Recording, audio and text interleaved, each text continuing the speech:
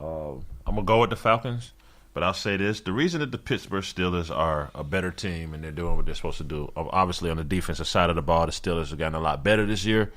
But when you have, and we understand that Martavis Bryant is mad and crying and all this other stuff, but when you have stars on your team, that's why they're called stars. You give them the ball. You give Le'Veon the ball until Le'Veon becomes a problem. Then you pass it to Antonio Brown, and then you might get a little juju on the beat. It's pretty simple. So I think abandoning the run last week was the most frustrating part of it. Right. Like, you're abandoning Devontae Freeman that you, like you said, paid all this money. Like, don't abandon the run. You have 2 running backs. 2 of them. 2. Pound them with the run. Yeah, you're playing the Patriots defense. Bro, give him the run. And it's almost disrespectful at the 1 yard line to run a jet sweep to Taylor Gabriel, bro. A jet sweep to Taylor Gabriel when you have Devontae Freeman right there. Like, here, now bro. you start to bring out bad emotions in your play. Yeah, man. Yeah, and you know what? And there was a Sports Illustrated article that came out saying that the 2 key players on offense said that Sark is disorganized. Yeah, like they're not fans of Sarkisian. And you got to put this on Dan Quinn. I think Dan Quinn he wasn't thinking about a contingency plan for having somebody who hasn't called plays in the NFL before. He's been a quarterbacks coach before, but you've got 2 first-time coordinators. I have two things left to say about this before we move on. First, it's like you have to fire Sark up and hope he does better, but at the same time, you don't want to go too hard on him because, like my brother Tank said, he will go back to the bottle. Right. And if he goes back to the bottle, then Dan Quinn's going to have to call the plays. Right? Right. And the other thing is that may be his problem. Well, let's hope not. Because when he was balling in Washington, he was out there on the bottle. He was on the bottle. He was on the sauce. When you know what? Don't fire Sark. Do not fire Sark. We need to start. Give him some of this. Buy him a shot. Maker's Mark Sark. Maker's Mark Sark. There it is. Listen, and then the last thing I'm gonna say is, and I'm gonna ride with the Falcons, but I'm not gonna mess up my record and my picks all year. They don't beat the Jets, they can't beat the Saints. Period. If they don't beat the Jets, if they don't start getting it together, because the Saints look damn good. And I don't like the Saints. Yeah, nobody likes the Saints. Good, but right? I throw out, and I don't care if the Falcons were 0-16. I don't care if they didn't beat anybody. They always have a shot at beating the Saints. They always have a chance of beating the Saints, but I don't think the clear first week 1 of the podcast when I said, we run through the Bucs and the Saints. No problem? No. No. Man, bro, we can't. I don't think we can run through a finish line right now, brother. For real. Right. It's going to be tough. Right. Okay, so moving on, we got the Raiders at the Bills. This is a really tricky, nasty matchup. A West Coast team coming over to Buffalo to play the Bills without beast mode, and they just traded away more people. My bad. I'm thinking about the Bills. I think the Bills win this game at home. I honestly do. I can't dispute that. I think you get a lot of LaShawn McCoy, a lot of them. Right. You know, and even though you got Bowman and Khalil Mack there, it didn't really matter last week. Not that much. Not yet. I'm sure they got to get their chemistry. Right. But I think the Bills win this.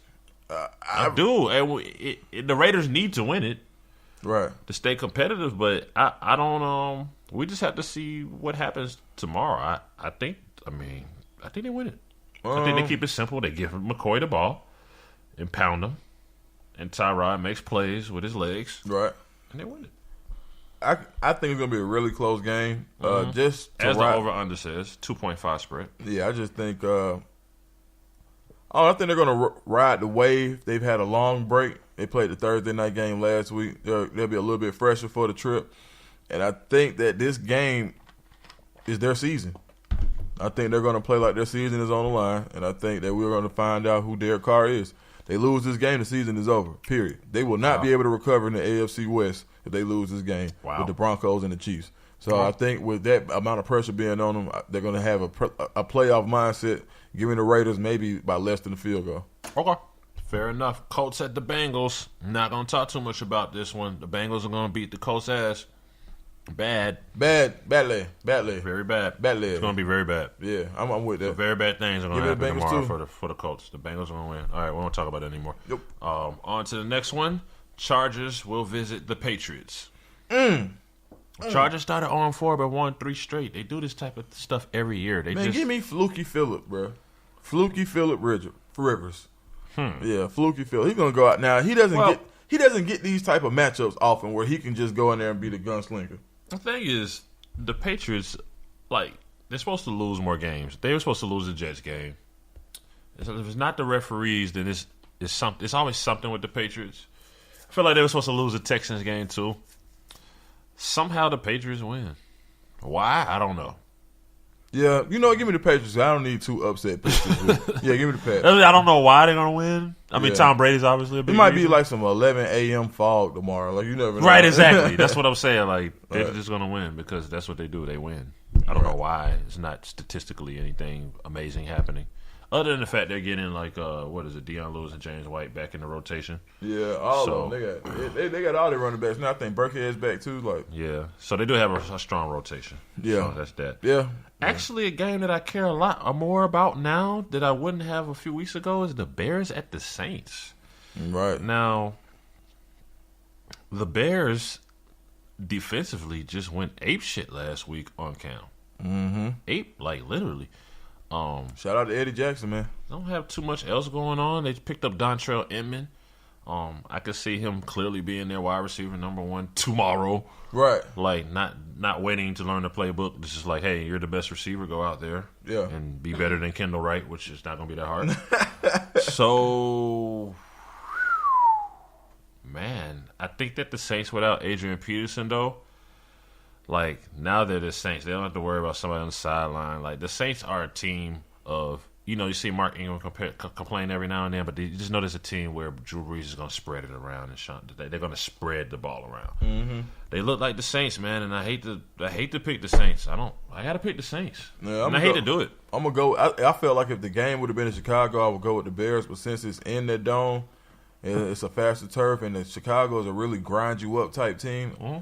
Not sure how they will respond being on that fast surface. So yeah, I'm gonna tell you what to look out for though. I'm gonna take the Saints, but I would watch out that if it gets into a shootout type of affair, watch Tariq Cohen with Trubisky as the quarterback, because they get down, they're not gonna be able to run the ball, and they're not gonna let Trubisky air it out. They're gonna get Cohen in the space to let him make plays. And you would hate that, huh, Mr. Jordan Howard? Yeah. I wouldn't trip, man. I did pull off a trade for Jordan Howard, but and that's why I'm emotionally detaching myself from my fantasy and my football knowledge, and knowing that if the game goes how it should go, which is the Saints should get out in front, and if they do get out in front, which would eliminate the run for the Bears, they're going to throw a lot of passes to Cohen in the backfield. So, matter of fact, I might need to go pick up Cohen. Hey, man, go ahead. Drop Crowell while you're at it. All right. 49ers will visit the Eagles tomorrow. The Eagles, Carson Wentz. Eagles. Yes, Carson Wentz was so Carson impressive Wentz last week. Steve Young-ish type. Who did he get the big comparison to last week? It was they compared him Brett Favre. They gave him a Brett Favre comparison last week. A big part of it is Carson Wentz, but like I said, as I sat and watched every minute of that game, they're executing very well on both sides of the ball. Yeah. Very well. Front four is getting the job done, and they're bringing in fresh people every time. So we can have a guy like Brandon Graham come off as a bench, as a specialist already. You got Chris Long from the Patriots last year. You got that experience. Then you got Fletcher Cox, who's probably the most underrated interior defensive lineman in the game. I mean, he's a beast and a load to handle. At least all they're doing is they're rushing. So first of all, look, my favorite defensive coordinator in football is Jim Schwartz. Right. Everywhere he's been, he plays a basic 4-3 and it works. Right. Everywhere he's been. So shout out to Jim Schwartz, because he got a pretty raw deal in Detroit, I felt like. But you know what? I like the Eagles and what they're doing on both sides of the ball, and I think this will be a blowout. And this will be a good time for Kyle Shanahan to reevaluate his role as a head coach and come back to the Falcons as an offensive coordinator. Oh, wow. Yep. All right. Well, we both got the Eagles in that one. The Panthers and the Buccaneers, division game right there. Both definitely the Buccaneers is disappointing so far. Jameis Winston's playing with an injured shoulder. They really don't have too many other options other than Jameis. The Panthers and Cam, it's up, it's down, it's up, it's down. You know how it is with the Panthers. This pick here is a complete mindfuck. I don't know. I do not want to watch this game. I won't watch it. This game just feels. I don't know. I don't want to watch this. Just give it to the Bucs because they're at home. I'm with it. I mean, I guess, yeah. I'm with it, yeah. And I thought that game would be more exciting a few weeks ago, but I did too, man. What's up with Cam, man, bro? Like Cam, College Park, Cam, Southside, shouter, Cam, man. you said put the house on you, man. Bro, come on, man. We can't even put the hat on you right now, big dog. Like for real, man. We need you, Cam. I can't put it all on him. I can't, man. I can't put it all on him. I mean, this is so confusing. Like, we're going to do this, and we're going to change this, and Christian McCaffrey this, and he did lose Greg Olsen. So, this is the thing, man. When Cam is up, he's way up. He's happy. He's bouncing around. He's smiling. He's leading. He's telling the press whatever they want to hear. He's telling jokes, whatever, wearing his man capris, whatever the hell. Well, he doesn't like to lose. Then when he loses, he doesn't like to lose. He does what we call the welcome all pout. Right. So if you go back to the history of Welcome All Park on the South Side, usually the star player on those teams will pout like a motherfucker when they lose. I get that. Right. But we're 7, 8, 9, 10, and we're talking about kids. You shouldn't be doing that as the $100 million man in the face of the franchise for the Carolina Panthers. We've seen it with a lot of people. I mean, I think you grow into understanding certain things. Like we saw with LeBron, right?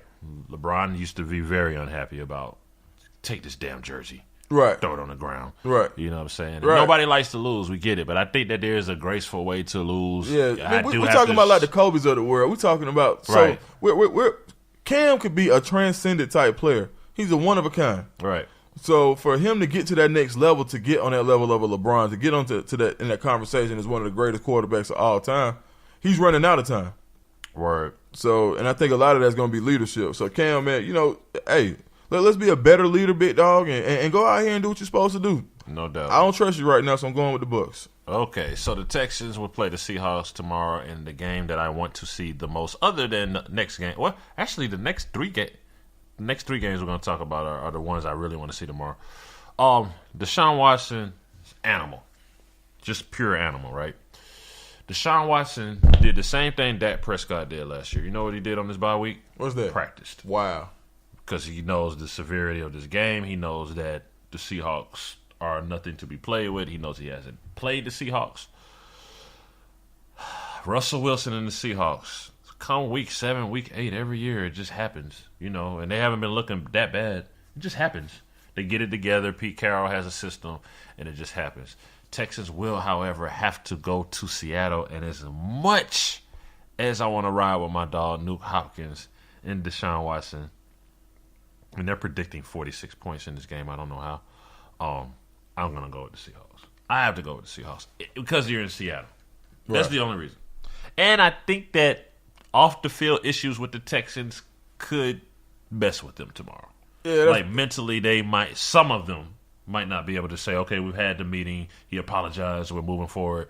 Some of them still going to have that resentment of, man, fuck this shit. Yeah, that's how I feel about it, man. I feel like tomorrow we're going to see Deshaun Watson have that transcendent game right in the face of adversity. Like every time I've seen him on a big stage, he's come to play. And I just feel like tomorrow it's going to become the Deshaun Watson show to the point where he'll be the one that can stand in the face of that owner and say, either you get in line with us, right, or you're going to lose your star player, and you can't make this without me. Right. So yeah, I'm going with the Texans on the road on a tough game. Upset pick number 2. Put a highlight by that one, Joe. I like it. I ain't gonna lie, I like that one. All right, so the Cowboys are going to play. Do you like that? The Redskins. And, even though the Redskins lost last week, they lose in such a way that they just still look okay. It just doesn't make you panic like, oh, it's just all over. They lose in a very, I don't know, productive way, if that makes sense. They just do. I mean, then you had the Cowboys and the Redskins, and it's going to be like all hell breaks loose tomorrow for this game. This is a rivalry. This is the rivalry, right? Now, the Cowboys are going to Washington after just handing it to the 49ers. This is a tough one, man. I mean, everybody's going to say that it's clearly going to be the Cowboys. Is Josh Norman back tomorrow? That's a good question.